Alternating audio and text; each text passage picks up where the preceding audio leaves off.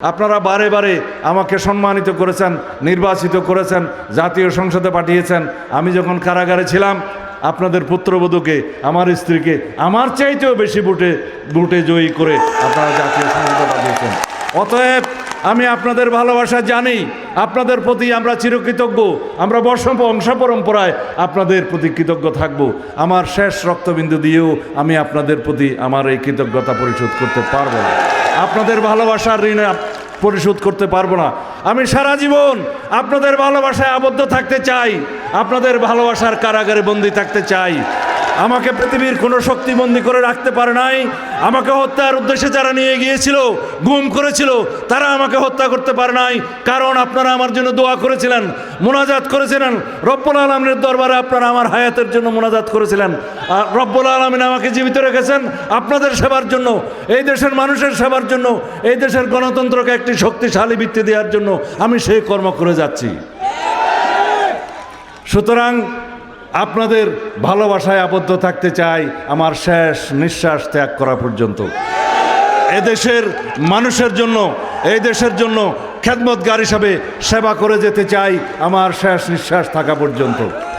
আমরা বিএনপি, বাংলাদেশ জাতীয়তাবাদী দল, এই দেশের পরীক্ষিত রাজনৈতিক দল, স্বাধীনতার পক্ষের শক্তি, স্বাধীনতার পক্ষের দল, এই দেশের গণমানুষের দল।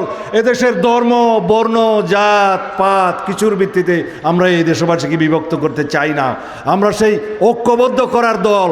আমরা শহীদ রাষ্ট্রপতি জিয়াউর রহমানের সেই বাংলাদেশে জাতীয়তাবাদে পরিচিত হতে চাই, যে এই জাতীয়তাবাদের ভিত্তিতে আমরা সবাই বাংলাদেশি হয়েছি। আমাদের পাসপোর্টে নাগরিকত্ব লেখা আছে, আমরা বাংলাদেশি, আমাদের আর কোনো পরিচয় নাই।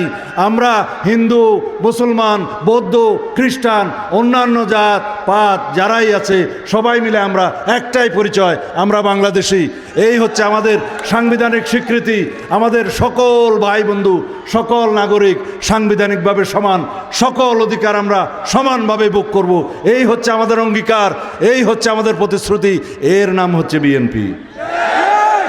এদেশের মানুষ ঐক্যবদ্ধ হয়েছে, জনজোয়ার সৃষ্টি হয়েছে। আমাদের নেতা জনাব তারেক রহমান যেখানেই যাচ্ছেন লক্ষ লক্ষ জনতা ভোর রাত্র পর্যন্ত অপেক্ষা করছে তার দুই কথা শোনার জন্য, তাকে দেখার জন্য। এতেই প্রমাণ করে ইনশাল্লাহ সমগ্র বাংলাদেশের মানুষ ফ্যাসিবাদ মুক্তির পরে বাংলাদেশের ঠিকানা খুঁজে পেয়েছে বিএনপির কাছে। আমরা বলছি আমরা জনগণের জন্য কি করতে চাই।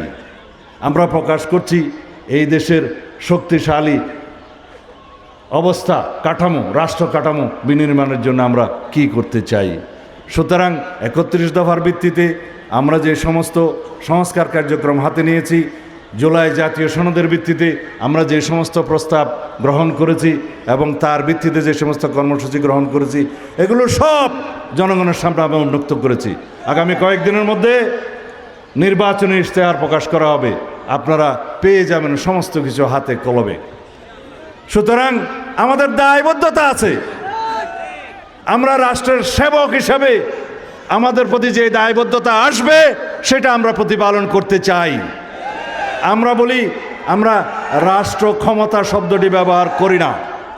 আমরা মনে করি আমরা রাষ্ট্রের সেবক, জনগণের খেদমতগার, আমরা দায়িত্ব পালন করতে চাই।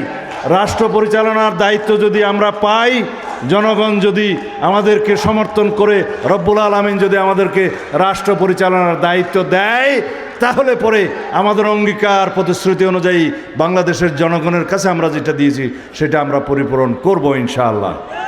এবং এই কর্মসূচি, এই পরিকল্পনা যদি আমরা বাস্তবায়ন করতে পারি, বাংলাদেশ পৃথিবীর মধ্যে একটি উন্নত রাষ্ট্র হিসেবে পরিণত হবে।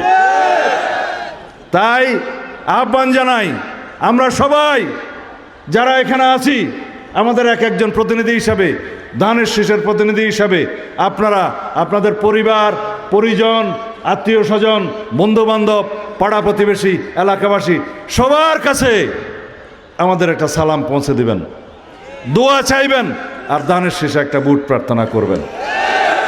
আপনারা এখানে যারা এসছেন তারা ধানের শীষে ভোট দিবেন বলেই তো এসছেন, কিন্তু সেই জন্য না। আপনারা যদি প্রত্যেকেই এক একজন আমাদের প্রতিনিধি হিসাবে, ধানের শীষের প্রতিনিধি হিসাবে নিজেরা যদি গণসংযোগ করেন, মানুষের কাছে দোয়া চান, ভোট প্রার্থনা করেন, তাহলে অন্য কেউ তাদেরকে বিভ্রান্ত করতে পারবে না।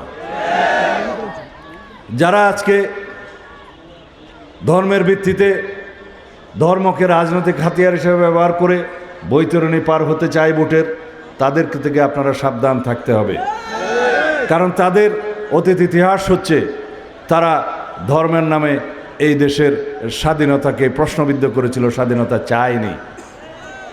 কিন্তু আমরা এখানে সকল ধর্ম বর্ণের, সকল জাতের, সমস্ত ভাষাভাষীর, সকল সংস্কৃতির মানুষ সবাই মিলে তো বাংলাদেশের স্বাধীনতা চেয়েছিলাম। সবাই মিলে এই দেশে মুক্তিযুদ্ধ করেছে, সবাই এই দেশের স্বাধীনতা যুদ্ধে অংশগ্রহণ করে এই দেশকে মুক্ত করেছে। সুতরাং সেই স্বাধীনতা যুদ্ধের যিনি ঘোষণা দিয়েছিলেন, স্বাধীনতার ঘোষণা দিয়েছিলেন, স্বাধীনতা যুদ্ধ করে এই দেশের স্বাধীনতা অর্জন করেছিলেন, তার দল শহীদ রাষ্ট্রপতি জিয়াউর রহমানের দলই এ দেশের গণমানুষের দল, বাংলাদেশের পক্ষের শক্তি, বাংলাদেশের একমাত্র রাজনৈতিক দল, যেই দলের নীতি আছে, কর্মসূচি আছে, যেই দলের পরিকল্পনা আছে, যেই দলের ইতিহাস আছে, ইনশাআল্লাহ ভবিষ্যতেও আছে। আমি আর বক্তব্য দিতে চাই না। মাগরিবের আজানে